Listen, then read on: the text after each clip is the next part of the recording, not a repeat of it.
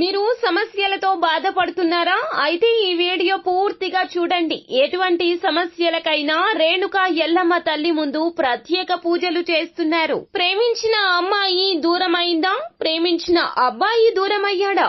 అయితే ఈ పూజారి గారిని సంప్రదించండి. ప్రేమ సమస్యలకు ప్రత్యేకమైన ముడుపు పూజలు చేసి గడియలలో పరిష్కారం చేస్తున్నారు.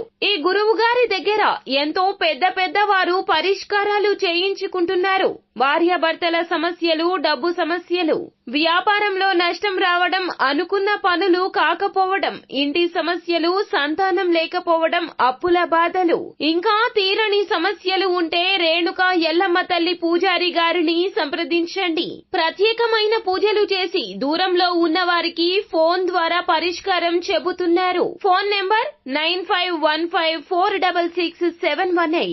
హాయ్ ఫ్రెండ్స్, అందరికీ నమస్కారం అండి. సెప్టెంబర్ మాసంలో 15వ తేదీ ఆదివారం కుంభరాశి వారి జాతకులు మధ్యాహ్నం 3:30 తర్వాత మీ యొక్క జీవితంలో ఇదే జరగబోతుంది, జరిగి తీరుతుంది, ఇది అక్షర సత్యము అంటున్నారు జ్యోతిష పండితులు.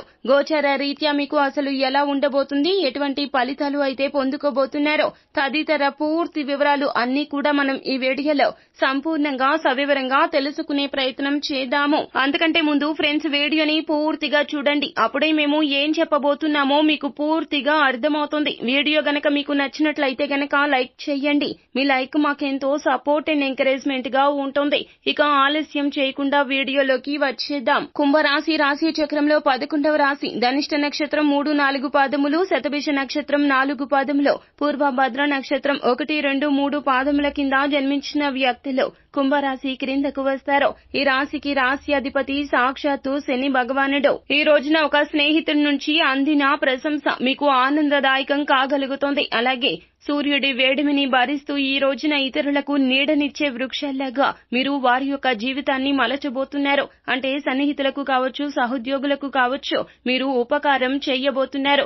వారు మిమ్మల్ని నెత్తిన పెట్టుకుని పూజిస్తారు. సమాజంలో గౌరవం వస్తుంది, మీకు మెప్పు వస్తుంది. సహాయ సహకారాలు కూడా మీకు లభించబోతున్నాయి. ఆర్థిక ప్రయోజనాలు కలిగే సూచనలు ఉన్నాయి. మీ యొక్క దూకుడు స్వభావం చేత ఈ రోజున అనుకున్నంత ప్రయోజనాలు పొందలేకపోతారు. కావున అత్యుత్సాహాన్ని పక్కన పెట్టండి. అలాగే ఈ రోజున ప్రేమించే వారితో అనుకూలమైనటువంటి రోజుగా చెప్పడం జరుగుతుంది. ఒకరికొకరు ఎంతో అర్థం చేసుకుంటూ కాలక్షేపం చేయబోతున్నారు. ప్రేమించిన వారితో కఠినంగా మాట్లాడకుండా ఉండడానికి ప్రయత్నించండి, లేకపోతే తరువాత విచారించాల్సి వస్తుంది. ఈ రోజున మధ్యాహ్నం 3:30 తర్వాత మీకు మీ జీవిత భాగస్వామికి కాస్త కఠినమైన సమయంగా చెప్పడం జరుగుతుంది. వారు అన్న మాటలు మీరు తప్పుగా అర్థం చేసుకుని, అపార్థం చేసుకుని మీ వైపు నుంచి వారికి ఎన్నో రకాలైనటువంటి సమస్యలు తీసుకొస్తారు. సమస్యను పెద్దది చేసుకోకుండా మీరు కూర్చొని మాట్లాడుకునే ప్రయత్నం చేయండి. ఒకవేళ తప్పు మీది అయితే గనక ఖచ్చితంగా వారిని క్షమించమని వేడుకోండి. లేదంటే గనక బంధం చాలా వరకు కూడాను విలువైనదండి. ఈ యొక్క బంధానికి విలువనిచ్చే మీరు ఈ రోజున